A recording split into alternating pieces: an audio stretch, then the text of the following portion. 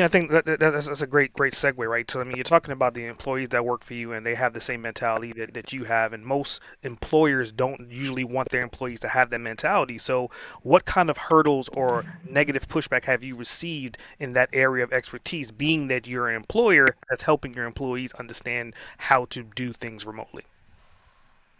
Yeah, I think onboarding is a really important part of this. I mean, obviously, a lot of has changed since the pandemic. Mhm.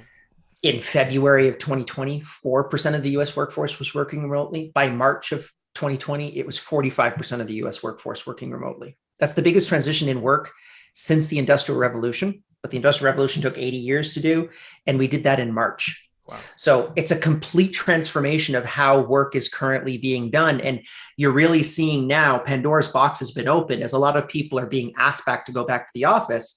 You're actually losing not all of your people, but you're losing the 20% of people that I would consider A players, the people that actually have at any point three other jobs that they can go and get. And they're saying to themselves, listen, remote work is not a nice to have, it's a table stakes issue. So if you want me to actually work inside of your company, you at least need to allow me to be able to work hybrid.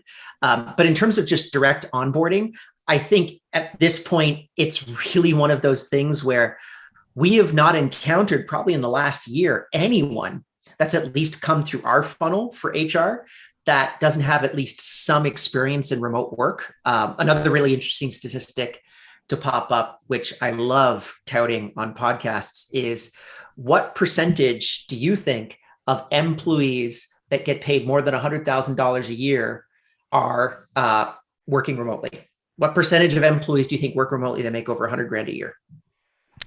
You're talking about percentage out of the entire workforce, or you're talking about like the Out of the executive United staff, States, the United the United States? States workforce. Yeah. Wow. All workers over 100 grand. All the workers over 100 grands, which kind of puts them more in the director roles. I would say maybe, and again, I'm just shooting in the dark, maybe 5%. 75%. Wow. Wow.